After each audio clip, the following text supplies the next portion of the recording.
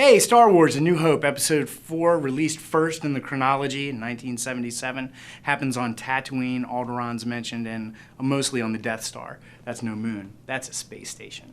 So it encompasses these characters: Princess Leia, Darth Vader, Obi-Wan Kenobi, Luke Skywalker, Han Solo, Chewbacca, and the droids C-3PO and R2-D2. What happens in this film is that the Rebel Alliance has stolen the plans for the Galactic Empire's moon-sized space station, the Death Star. Darth Vader captures Princess Leia, and we cut to the droid's escape to find Obi-Wan Kenobi on the planet of Tatooine. In the process of locating old Ben, they rope in Luke Skywalker, and he starts training Luke in his Jedi training, meaning Ben Kenobi. And then we meet Han Solo and Chewbacca, who eventually fly them all to their destination and help the Rebel Alliance to finally destroy Vader's Death Star. In the meantime, Ben Kenobi sacrifices himself for the greater good at the hands of Lord Vader. And once the Death Star is destroyed, the movie ends on a high note with a presentation of heroic medals to Luke, Han, Chewbacca, all by Princess Leia. The Empire Strikes Back, Episode 5, released second in the chronology of the original trilogy. It opens up on Hoth, which is an ice-like planet, and moves on to Dagobah, which is a swamp planet, and then finally finishes up in the cloud city of Bespin. The characters that you will find in this movie, The Empire Strikes Back, are Luke Skywalker, Princess Leia, Han Solo, Chewbacca, the droids, C-3PO and R2-D2. We introduce Yoda here, Lando Calrissian, and of course the bounty hunter Boba Fett, as well as Darth Vader. Now, it opens with a battle sequence on Hoth between the Rebel Alliance and the Galactic Empire. They run the rebels from their secret base. In the process of this, Luke goes to train with Yoda on Dagobah because he's told by Obi-Wan, go to Dagobah, so he does. And then he gets lured into coming to help his friends at the Cloud City before finishing his training. So he arrives at Bespin. In the meantime, here in between his travels, Han has been frozen in carbonite and taken by Boba Fett to Jabba the Hutt. Luke fights Darth Vader, and during the battle, Vader reveals that he's actually Luke's father. Spoiler alert, I think you guys knew. Luke is rescued at the end of the battle, and the movie ends there. Return of the Jedi. Easily the most entertaining of the Star Wars trilogy, in my opinion. What can you say bad about it, except maybe the Ewoks? So the movie opens, and you've got the rebels, and they've got to rescue Han Solo from a big bar of chocolate in Jabba the Hutt's like super palace. Luke shows up, he sends C-3PO, you know, he's who you want right out there on the front lines when you're fighting a whole bunch of scum and villainy. So from there, they rescue Han Solo, they throw Boba Fett in a giant sand mouth in the desert. You have Princess Leia choking out Jabba in a metal bikini. It's great. They have to then go defeat the Empire, because that's the whole point of these movies. Luke runs off and finds Yoda, says his goodbyes, meets Obi-Wan again when Obi-Wan could have told him everything he needed to know. They need to go defeat the new Death Star, so the rebels go to Endor because the Death Star is at Endor, and they team up with Ewoks who are like, yeah, we can beat the Empire, we can do it. Meanwhile, Luke allows himself to get captured. They have a huge Jedi battle, him and Vader. It's fantastic. Palpatine's the whole time trying to tempt Luke with the dark side, but Luke's like, no way, I'll never go to the dark side. And that'll lead into the next movies. I'm telling you, Luke will never go to the dark side. So he saves his father.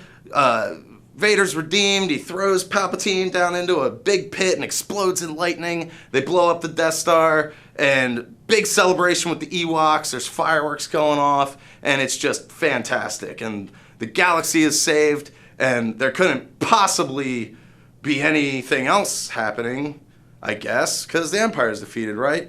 I guess we'll see what happens in the next movies. Star Wars Episode 1, The Phantom Menace, stars Liam Neeson and Obi-Wan Kenobi, and they are going to the planet Naboo to stop a trade embargo from happening, because that's something we care about in Star Wars. So they end up on a big, nice underwater romp with their new pal Jar Jar Binks, who's obviously the greatest character ever created in Star Wars history. So they end up kidnapping a queen. She's elected official, but she's got to get to the Galactic Senate and tell them that there are terrible things happening on her planet with the economy and politics. So they get sidetracked on Tatooine, where they meet the chosen Skywalker, little Anakin. And we gotta say right here, don't blame this kid. Don't blame Jake Lloyd. He was up against unbeatable odds making this movie. So, good old Liam Neeson, using his Taken senses, realizes that this kid is the chosen Jedi through pod racing, which is, you know, again, something that we like to see in Star Wars movies, things going fast and weird creatures. So then they go from there, they go to the Galactic Council to talk about the Queen and her problems. Then there's a big all-out ground war where a bunch of Gungans, they're Jar Jar Binks people, and a bunch of droids flop around and scream wildly and flail their limbs back and forth and go la la la la, and then Obi-Wan cuts Darth Maul in half and everybody celebrates like at the end of the first movie with a big parade. The Phantom Menace. Star Wars Episode II, Attack of the Clones, set 10 years after the Phantom Menace event. This time, though, we have some separatists that are being led by the former Jedi Count Dooku, and it's kind of causing a possible civil war scenario about to occur. In this, so Obi-Wan decides, oh, I'm going to go and I'm going to investigate what's going on. He finds out about this planet called Kamino, where he finds out that this alien race on Kamino is basically using this character Jango Fett, this little guy here, as a genetic DNA template to make a clone army for the Republic.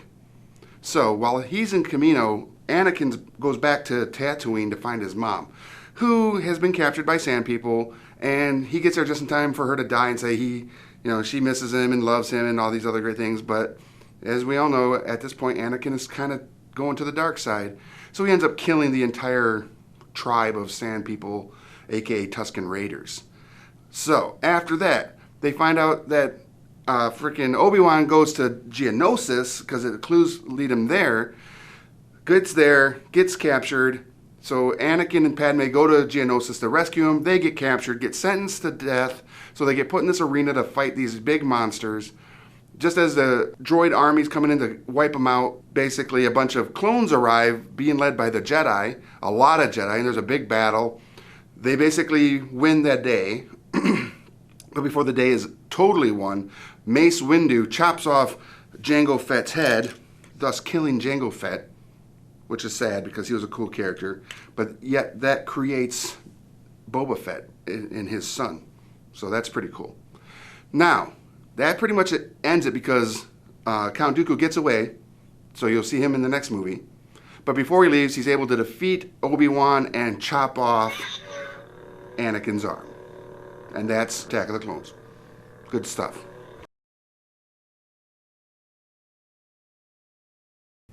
Alright, so we're on to Revenge of the Sith. This is the third movie of the prequels, set 3 years after Attack of the Clones. In this one, the Jedi are now spread thin all over the galaxy, leading the clone army against the Separatists. Now, the Jedi think that if they go ahead and kill the leader of the Separatists, it will crush the army, so they send Obi-Wan off to kill and fight the now leader, General Grievous, which Obi-Wan is able to defeat because Obi-Wan is, in actuality, a pretty badass Jedi. Now, while this is all going on, Anakin is becoming pretty close to Palpatine, who is a senator from Naboo. And, well, come to find out, that guy's a Dark Lord of the Sith himself, and starts guiding Anakin down the path of the dark side. Which happens because, as we all find this out, Anakin helps Palpatine defeat some Jedi who come to take him out, one of them being Mace Windu. So at that point, Palpatine's like, now you are my side lackey Darth Vader, and thus Darth Vader is created.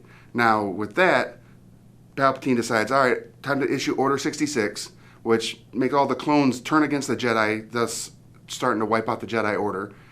He sends Anakin, now Darth Vader, with a bunch of clones over to the Jedi Temple to wipe them out, which they do, to include a bunch of kids. So Anakin with his lightsaber cuts down all these kids. It's ridiculous. So after that, Anakin runs off to Mustafar to take care of some business, again by Palpatine's order, but is followed by Padme and Obi-Wan. When they get there, Padme says some stuff that upsets Anakin, so Anakin chokes her out with some force choking. And then Obi-Wan gets all mad at him, and they fight it out with this epic lightsaber battle all over the planet. But again, Obi-Wan's a badass and is able to defeat Anakin, cutting off his leg and arm and making him catch on fire from all the lava and stuff. And then we find out that from that choking out, Padme goes into labor because, yes, she did have sex with Anakin and got all prego and gives birth to Luke and Leia, but she dies while giving birth. Anakin is rescued by the now Emperor Palpatine, taken back and put in this awesome helmet and bodysuit to help him with his asthma, thus creating the Vader we all know and love, the giant 7-foot-tall asthmatic robot. And that there is the Revenge of the Sith.